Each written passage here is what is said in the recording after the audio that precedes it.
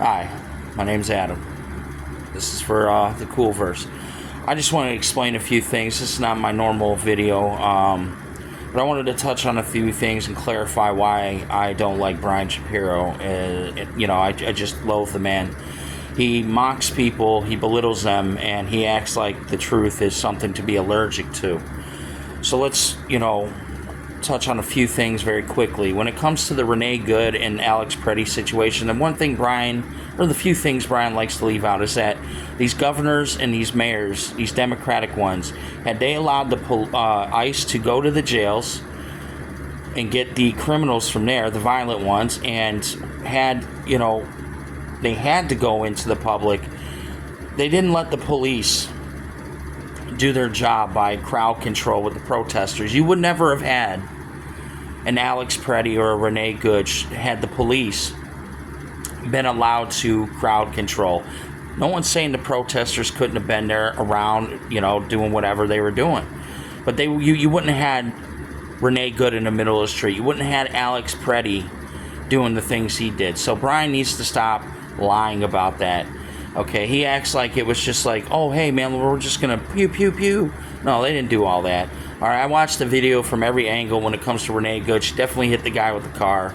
And, when you see the first officer walk up to her car from the side, he says to her 3 times to get out of the car. So why didn't she get out of the car? So that is why she gets no sympathy from me. I will never give Renee Good any sympathy. You had every chance in the world to avoid the fate you got, but you chose to, be a dumbass. So, play stupid games, win stupid prizes. Now, I want to touch on the calls I make to Brian. I don't do it to for the hee-hees and the ha-has. Sometimes I do just because I want to troll him, but I don't like Brian because he's a liar. That's all he does. He lies, he fabricates, he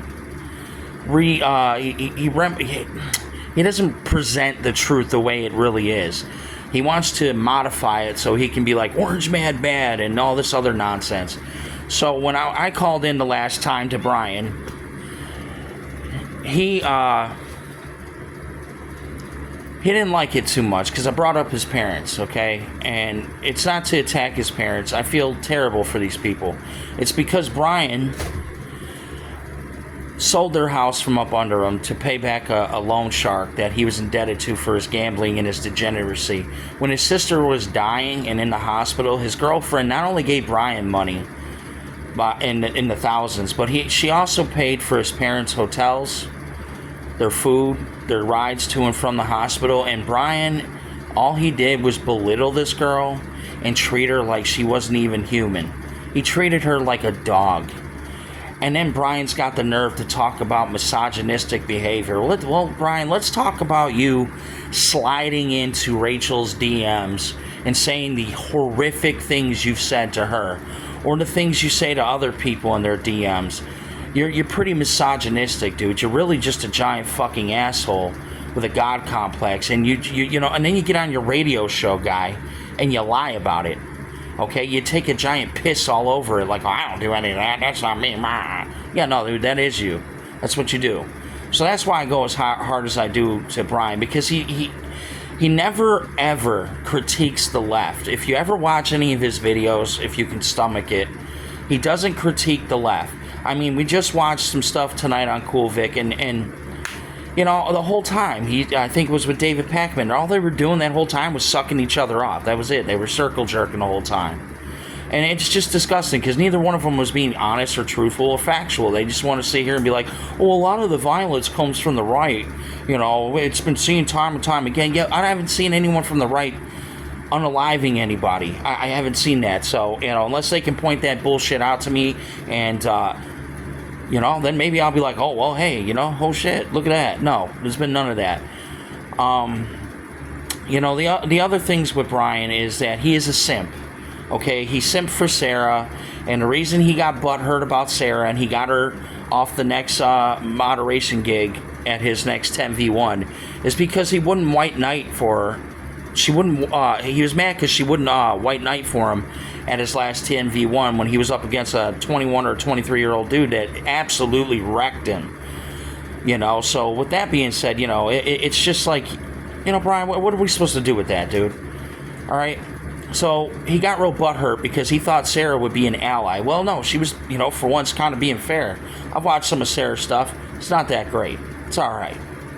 All right. All right, I'm just being nice. It's terrible. Anywho, that is why he doesn't want her on the 10v1, because she did her job. And she didn't pick a side. She, corrected him, was like, hold on, this, that. And he got real butthurt about it because he thought that she would just be like, oh my God, Brian, I got you, baby. So he was real butthurt about that. So he went to Sean Kelly and he was like, yeah, I don't really want Sarah on my next 10v1 because, this, that, and the third. We don't really know the reasons, but I'm pretty sure it's because she wasn't simping for him like he simps for her. Like he simps for Shannon Elizabeth and that stupid fucking furry hat he wears.